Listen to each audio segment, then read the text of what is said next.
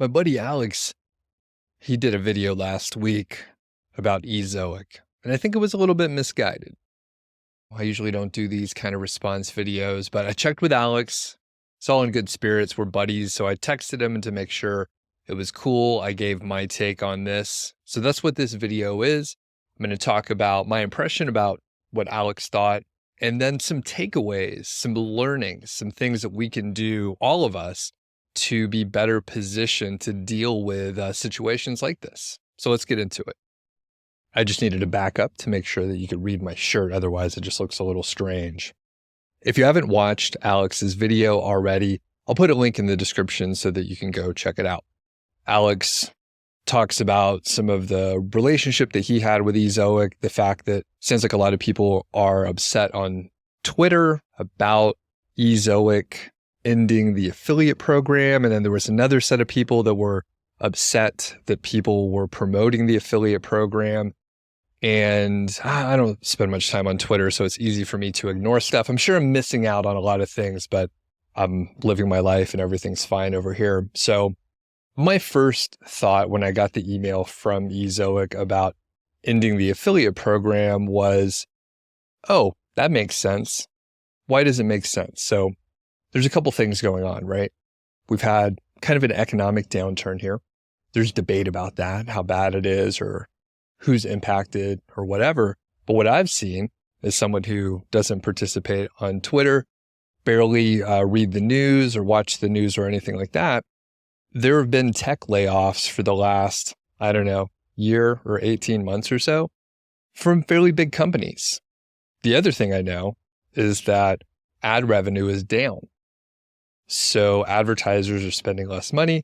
And then the other thing I know is that AI is having a big impact on the tech industry in general. And if you're in our little sphere, our bubble, then you know that AI is very, very impactful right now.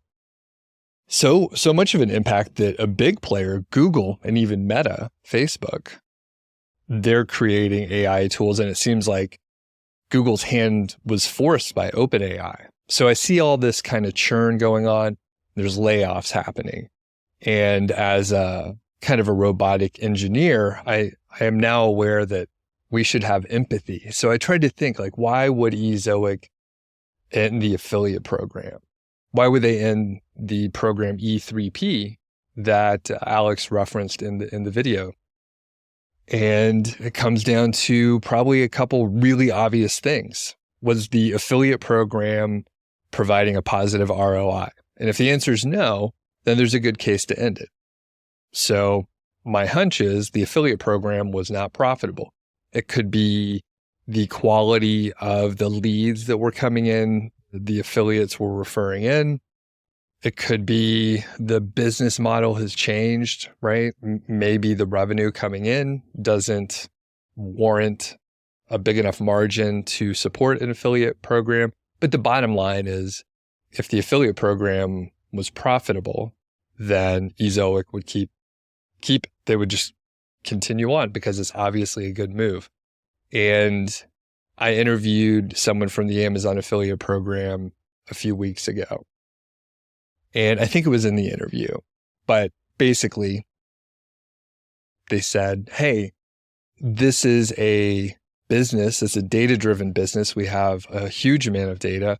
So if something is profitable, we'll do more of it. If it's not, then we're going to end it, right? I'm paraphrasing, of course, but basically that is very obvious to me. The other thing that is in the back of my mind is that I've worked at a few corporations in my corporate years, right? And I was laid off a few times.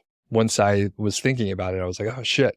I was laid off in college a couple times during internships. It was during the dot-com bubble back around 2000, right? So there were a couple times where my job was impacted. I didn't go back to the same company. I had to find another job. And that was in college. And then I was laid off again in 2015. So the fact is, when there's an economic downturn, people at the companies, well, they're freaking out a little bit. And I don't know what's going on over at Ezoic behind the scenes or anything like that. But my hunch is some people were probably nervous for their job. So when I step back and I look at the full situation, a higher level view, it makes a lot of sense that the affiliate program was ending. Now, like I said, I'm not on Twitter. There's a lot of, the internet's a crazy place, right? So some people are going to complain at you for promoting a product if you get a commission or anything like that. But hey, we're not doing this for a hobby. So some people are accepting money. You may notice that I almost never have advertisers, and I almost never have affiliate deals. I get at least 2 to 3 emails per day for companies that want to have some affiliate deal with me. And I reject basically all of them. I have to be very excited about the product for me to promote it as an affiliate. There's a couple reasons why. One is there's so many offers. It's just easier for me to say no to everything and not worry about it. And the other, it was actually brought up in the comment section of Alex's video, and that is you're tied to that company a little bit. You have a relationship. So if you're promoting them, if you're recommending a company or a specific product, people are counting on you to recommend good products. And it's really hard to sort through them, especially right now, the AI tools, like everyone and their brother has an AI tool that they want you to promote. And I don't have time, nor do I care to test all the tools. And here's the main takeaway here. So in our industry, if you're watching this, you're probably in the SEO industry, maybe you're working online in some capacity. There are a lot of affiliate relationships or advertising dollars in play here. I've learned that it's easier for me to just have an advertising relationship. And it made it very easy for me. So I had an advertising relationship with Ezoic.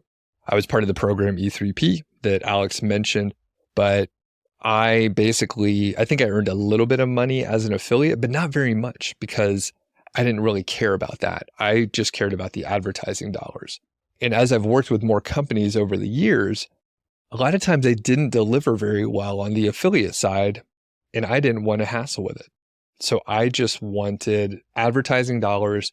Even though it could be a little bit less money, it could be less lucrative, it was very easy for me to say, just like I have for hundreds of podcast episodes or videos, that part of the show was brought to you by Ezoic. By the way, this is not sponsored. I'm not accepting any money. I just thought it was going to be a cool thing to kind of have a response video for Alex. I typically aim for advertising dollars because then I don't have to rely on the affiliate program. I don't have to have kind of a risk in place for ongoing affiliate dollars coming in. And it makes it much easier for me. So I'd rather have a lower return, a lower ROI, a less profitable business. And in return, I get a little bit more freedom, and I don't have to recommend a product specifically. I'm just doing my advertising. So it's, there's no mistake. And I say straight up exactly what's happening. So it takes the pressure off quite a bit. The big thing that you should take away from this whole situation is you really can't count on a third-party affiliate program. We've learned it with Amazon, right? A very big company, 2017 and 2020, they slashed the commission rates. People were making a lot of money from those commission rates, and they generally cut them by just an estimate of 30 to 50% each time. So when I think back the valuations of websites and how much sites were earning with a certain amount of traffic, it's declined quite a bit. So you should take this away and learn from folks that you can't count on these affiliate programs. You should be looking at, ways to diversify away from bigger companies, or at least have a lot of different companies that you're earning money from. Now, there's another piece where, Alex was a little bit disappointed in the relationship with Ezoic and how some people were not in contact. And I would say, don't rely on Twitter for the contact with people, because sometimes people are like, I'm taking a hiatus, I'm not going to be on there. The other big thing is the relationships. So the people that I met that are my friends at Ezoic, they're going to work at other companies. right? They're probably not going to work at Ezoic for their full career. They may have opportunities at that new company to work with me in some capacity. So wouldn't it be cool to have a good, solid relationship with those people? So I read some other comments about like Ezoic burning bridges with their affiliates and partners, but it's a two-way street, right? The other thing that could happen, the economy could bounce back. Ad rates could come back. Maybe Ezoic, I'm just making this up as a hypothetical, but maybe Ezoic or some other company, right? But Ezoic in this case, they would want to restart an affiliate program. Who are they going to go to first, right? Are they going to go to the people that were a little bit more difficult to work with? And I'm not saying Alex was difficult to work with, but are they going to go to the people that were making the most noise? Or are they going to go to the people that were like, oh, it was a tough economic time and like shit happens, right? We'll work together in the future. We have a good relationship, whatever. So I view it a little bit differently. And I think, I mean, I don't disagree specifically. I respect Alex's opinion or opinions of others. But my take is, hey, there's some shit going on, and I'm not surprised that they would end an affiliate program. And I mean, I don't know what's going on behind the closed doors back there. So big takeaways here. Relationships, people, I talk about it all the time. So make sure you have solid relationships with people. And the other is, don't rely on a specific affiliate program. I know at least a couple people, they were really counting on a specific affiliate program to go on and on forever, but they don't. They end all the time. And I've had issues with a couple websites. This is probably like 2014 to 2016. There were some extremely lucrative affiliate offers, and then it dried up. Sometimes you didn't get your last payment that you were owed. That never happened to me, fortunately, but sometimes a great program showed up. Why? A company probably gets funding, and then all of a sudden they have a huge marketing budget and they want to move a lot of units for some reason or another, and they pay out a huge commission. And I found a couple of those great offers in a specific area, and they convert really, really well. But they can go away, and like one email is all it takes. So anyway, if you have comments or thoughts, or especially if you disagree with me, I would love to hear about it.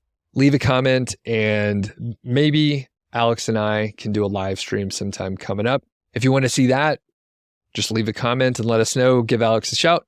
Be sure to check out his video if you have not watched it already.